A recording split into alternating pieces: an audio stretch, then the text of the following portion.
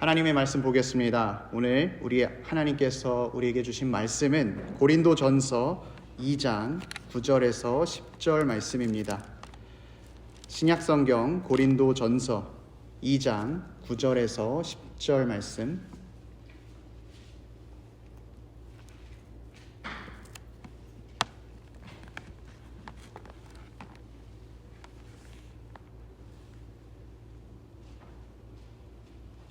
우리 다 찾으신 줄 알고 하나님의 말씀 한 목소리로 봉독하도록 합니다. 기록된 바 하나님이 자기를 사랑하는 자들을 위하여 예비하신 모든 것은 눈으로 보지 못하고 귀로 듣지 못하고 사람의 마음으로 생각하지도 못하였다 함과 같으니라. 오직 하나님이 성령으로 이것을 우리에게 보이셨으니 성령은 모든 것 곧 하나님의 깊은 것까지도 통달하시느니라. 아멘. 저는 오늘 본문 말씀을 통해서 성령님의 빛으로 선명하게 보라 라는 제목으로 주의 말씀 전하도록 하겠습니다. 여러분에게 어떤 사람이 교회를 다니지 않는 분이 성경의 내용이 무엇입니까? 그것을 좀 간략하게 설명해 주십시오 라고 한다면 여러분은 어떻게 설명해 주시겠습니까? 성경의 그 긴 이야기를 무엇으로 설명할 수 있겠습니까? 저는 하나 주제를 이야기해야 한다면 사랑이라고 이야기하고 싶습니다. 왜냐하면 구약의 긴 이야기, 또 신약의 예수님의 모든 이야기가 이 사랑의 주제로 묶일 수 있기 때문입니다. 구약의 말씀은 증거합니다. 하나님께서 우리를 너무나 사랑하셔서 이 땅을 창조해 주셨고 우리를 만들어 주셨다고, 또 우리가 죄를 지어서 죽을 수밖에 없었지만 하나님은 우리를 너무나 사랑하셔서 용서받을 수 있는 길을 알려주시고 그 기회도 주셨다는 것. 그러나 우리가 너무나 무능력해서 그 기회를 잡지 못하니까 하나님은 더 큰 사랑으로 우리에게 새로운 약속을 주셨다는 것. 그래서 신약의 말씀에 오게 되면 그 새로운 약속이신 예수 그리스도가 이 땅에 오셨고, 예수 그리스도께서 우리를 사랑하셔서 자기의 목숨 바쳐 십자가에서 우리를 구원하셨고, 이제 주님은 세상 끝날까지 내가 너희와 항상 함께 사랑하며 있겠다 말씀해 주셨습니다. 그래서 우리 성경책이 전하고 있는 가장 위대한 메시지는 하나님이 당신을 사랑하신다라는 메시지입니다.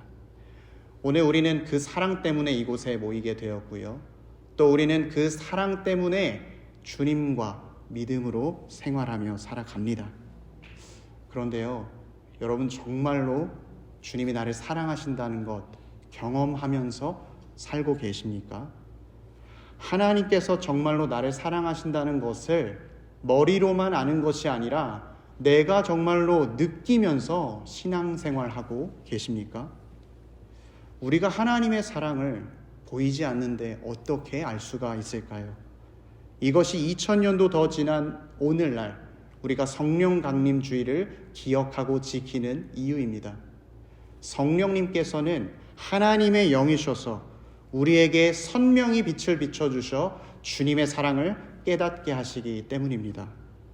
오늘 본문의 말씀을 보니까요, 하나님이 사랑하시는 자들을 위해서 예비하신 복이 있다라고 말씀합니다. 그런데 이 복에는 굉장히 재미있는 특징이 있습니다. 9절 말씀에 보니까 기록된 바 하나님이 자기를 사랑하는 자들을 위하여 예비하신 모든 것은 눈으로 보지 못하고 귀로 듣지 못하고 사람의 마음으로 생각하지도 못하였다 함과 같으니라.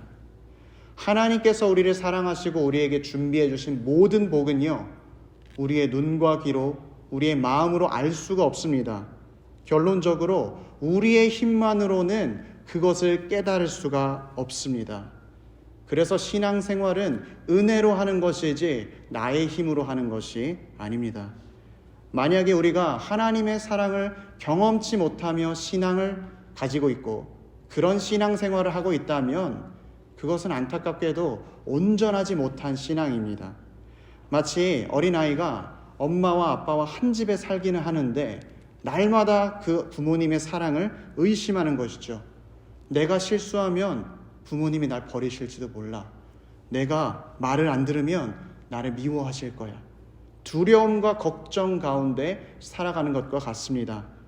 의심으로 사는 아이의 마음 가운데에는 평안과 안정이 없습니다. 그래서 그 아이에게 가장 필요한 것은 부모님이 너를 사랑하신다는 확신입니다. 그리고 이것은 하나님을 아버지로 모시고 또 우리가 하나님의 자녀로 사는 우리의 신앙생활에서도 마찬가지입니다. 우리의 믿음 생활 가운데에는 하나님이 나를 사랑하신다는 확신이 필요합니다. 오늘 본문 말씀은 우리가 하나님의 사랑을 확신하는 방법이 있다고 말씀하시는데 그것이 바로 성령님이십니다. 10절 말씀을 제가 읽겠습니다. 오직 하나님이 성령으로 이것을 우리에게 보이셨으니 성령은 모든 것 곧 하나님의 깊은 것까지도 통달하시느니라. 마치 어두운 방에 들어갔을 때 아무것도 보이지 않다가 빛이 들어오고 불이 켜지면 우리가 볼 수 있는 것처럼 우리가 예비된 하나님의 복을 받기 위해서는 성령님이 우리와 함께 하셔야 하는 것입니다. 그래서 성령님께서는 우리에게 예비된 복을 주시는 분이고 그 복을 누리게 하시는 분입니다. 우리가 하나님이 정말 나를 사랑하시지 이렇게 느끼게 해주시는 분이 바로 성령님입니다. 그런데 우리가 성령님 얘기할 때 간혹은 잘 와닿지 않을 때가 있습니다. 왜냐하면 성령님을 설명할 때 바람과 같은 분, 불과 같은 분 이렇게 어떤 이미지로만 설명하는 경우가 많기 때문입니다. 그러나 오해하지 말아야 할 것은 우리 성령님께서는 어떤 힘이나 에너지와 같은 비인격적인 분이 아니십니다. 성령님은 장엄하신 하나님이시며 인격적인 분이십니다. 인격적이다라는 말을 바꿔 말하면 우리와 소통, 교제하실 수 있는 분이다라는 뜻입니다. 성령님께서는 우리에게 말씀하시고 우리는 그분께 응답하고 또 우리가 성령님께 간구할 때 성령님은 우리에게 응답해 주시는 분이십니다. 그래서 기독교의 신앙생활은 나 혼자 하는 모놀로그, 독백이 아니고요. 같이 대화하는 다이얼로그, 교제하고 소통하는 것입니다. 하나님께서 우리에게 무언가 말씀하셨을 때 우리가 아무런 이야기 못하고 그냥 순종해야 한다면 그것은 기쁜 신앙생활이 아닙니다. 하나님께서는 우리에게 말씀하실 때 우리 얼굴이 죽상이 되어서 그냥 끌려가듯이 따라가는 걸 원하지 않으세요. 왜냐하면 하나님께서는 우리를 만드실 때 하나님의 생명을 불어넣어 주셔서 영혼을 주시고 감정을 주셨기 때문입니다. 그래서 하나님은 우리에게 말씀하실 때 우리의 영혼을 만지시길 원하고 우리의 감정까지도 온전히 주님께 순종하길 원하십니다. 하나님께서요 모세에게 애굽으로 돌아가서 내 백성을 인도해라 이렇게 말씀하셨을 때 모세는요 하나님의 부르심에 무려 5번이나 거절을 했습니다. 주님 제가 누구이기에 애굽으로 간단 말입니까? 저는 안 됩니다 라고 말할 때 하나님께서 내 말을 듣지 않다니 이런 버르장머리 없는 놈 이렇게 말씀하지 않으시고 모세를 설득하셨어요. 내가 너와 함께 있을 것이다 이렇게 말씀해 주시죠. 그런데 모세가 또 기도합니다. 주님 그러면 만약에 그 바로가 누가 너를 이곳에 보냈냐고 이야기하면 저는 어떻게 해야 합니까? 하나님 말씀하시길 나는 스스로 있는 자이니라 파라오에게 가서 내가 너를 보냈다고 이야기하라 말씀하시죠. 그래도 모세는 안 간다고 이야기해요. 그러다가 마지막에 이야기하는 것이 주님 저는 진짜 말을 못하는 사람입니다.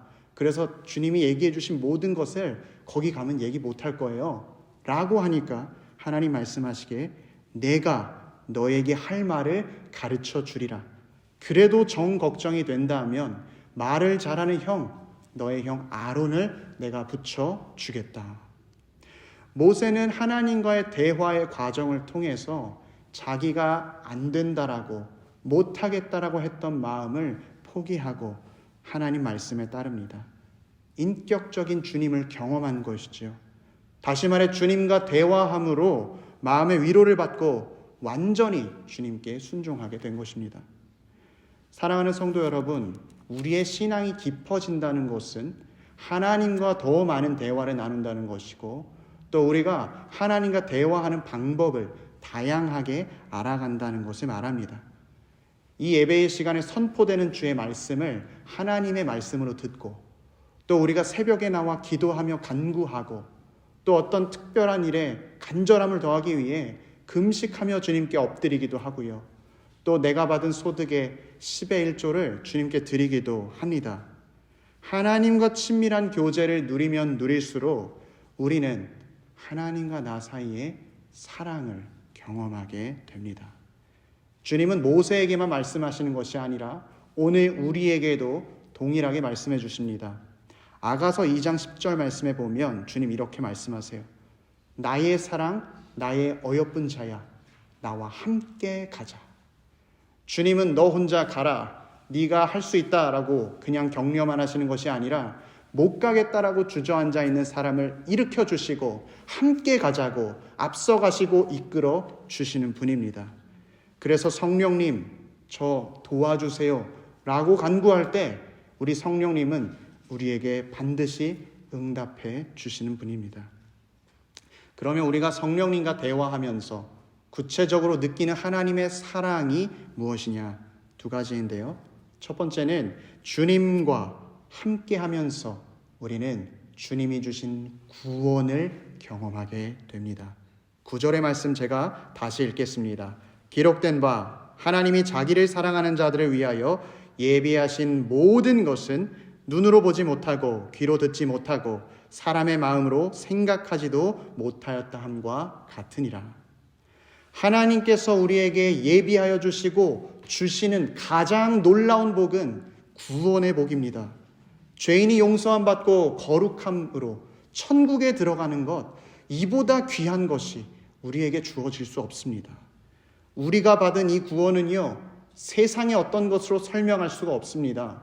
합리적인 과학이나 어떤 이성의 생각으로 십자가를 설명할 수가 없죠. 하나님의 아들이 이 땅에 인간의 몸으로 왔다는 것 설명할 수 없습니다. 주님이 십자가에서 돌아가셨다가 살아나셨다는 것 도무지 설명할 수가 없습니다.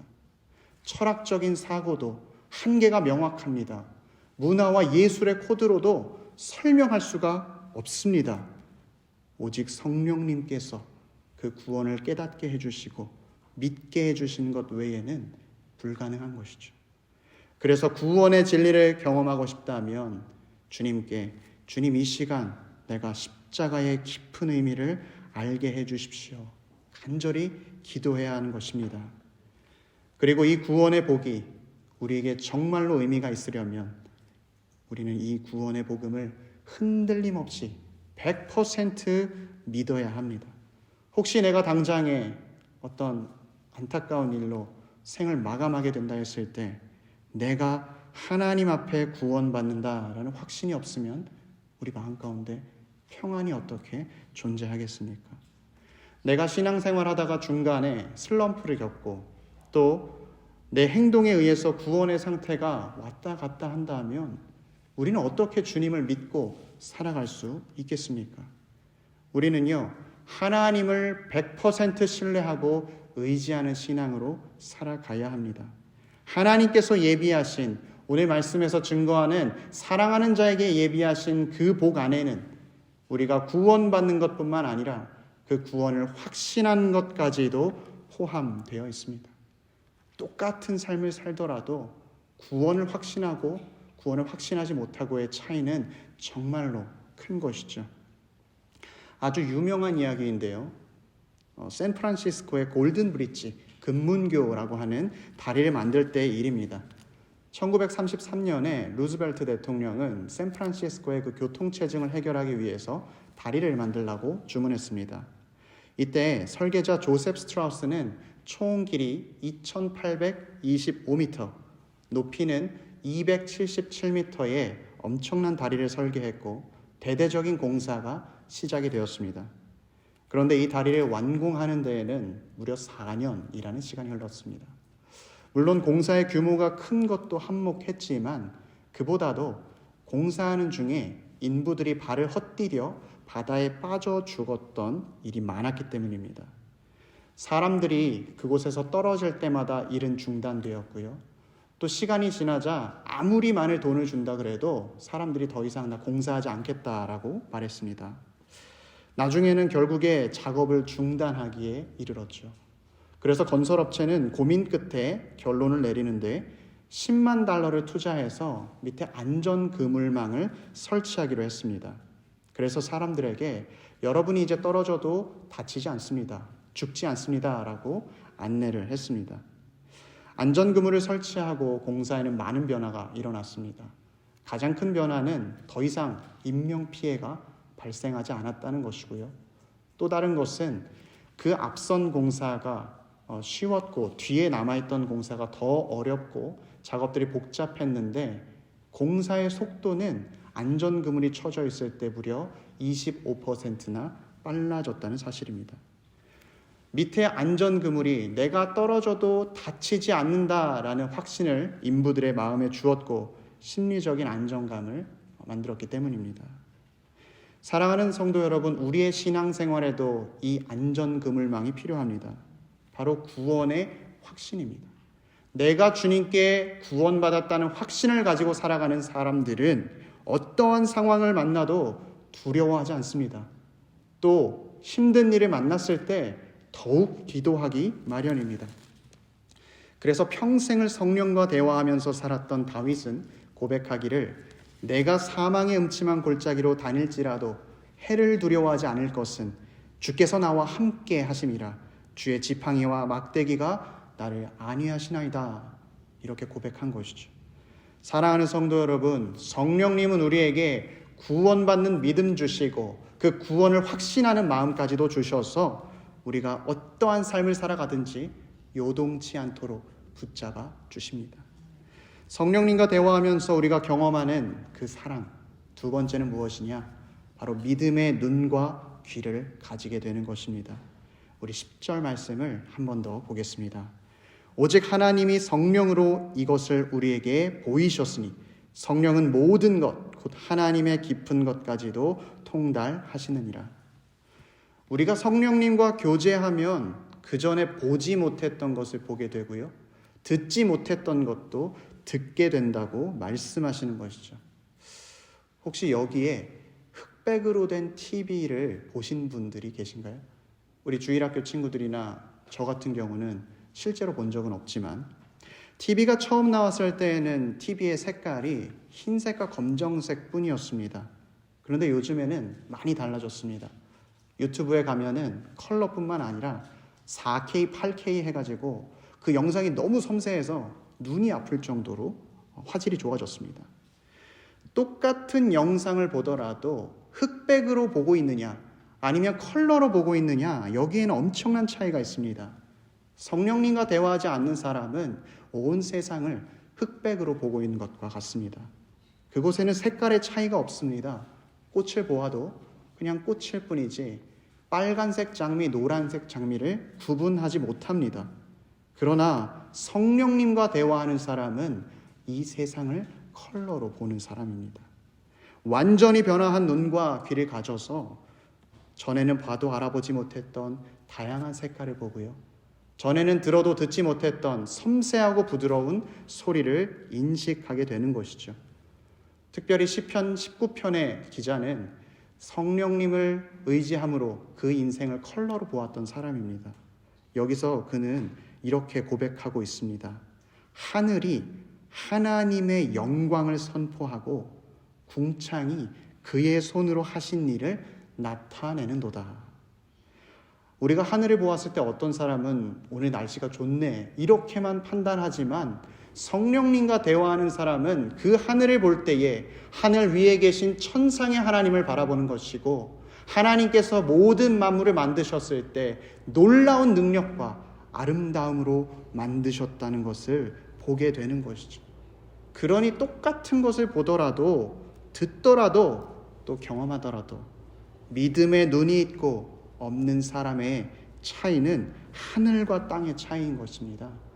동일한 시간을 살더라도 그들이 살아가는 가치가 완전히 다른 것입니다. 성령님을 아는 사람은 기쁜 일이 만나면 이 기쁜 일을 예비하신 주님을 찬양합니다. 어려운 일이 만났을 때에도 이것까지도 합력하여 선을 이루실 주님을 기대합니다. 사랑하는 성도 여러분, 우리 성령님과 교제할 때에 이 땅에서도 천국을 경험하고 영생을 맛보며 살아갑니다. 성령님께서는 남들이 보지 못하는 그 귀한 보화를, 내 안에 있는 보화, 또 내가 살아갈 때 주님이 준비해 주신 보화를 보게 하시고 건져내게 캐내게 하셔서 우리 마음 가운데 놀라운 기쁨으로 살아가게 해주시는 분입니다. 사랑하는 성도 여러분, 오늘 설교 도입에 질문을 다시 드리고 싶습니다. 여러분, 하나님의 사랑을 얼마나 경험하고 계십니까? 하나님의 사랑을 얼마나 느끼고 계십니까? 성령님을 알고 그분과 교제하는 것을 통해서 우리를 향한 주님의 사랑을 경험하시길 축복합니다. 이 시간 간절히 바라는 것은 오늘 예배가 단순히 그냥 교회 캘린더에 맞춰서 성령 강림 주일로 보내는 것이 아니라 정말로 성령님이 내 마음 가운데 역사해 주셔서 우리 마음 가운데 밝은 빛을 비춰주셔서 구원을 깨닫고 확신하고 또 주님 주시는 기쁨으로 살아가는 우리가 되면 좋겠습니다. 그래서 주님의 사랑을 선명하게 보고 깨닫고 찬양하며 사는 우리 모두가 되길 주의 이름으로 축원합니다.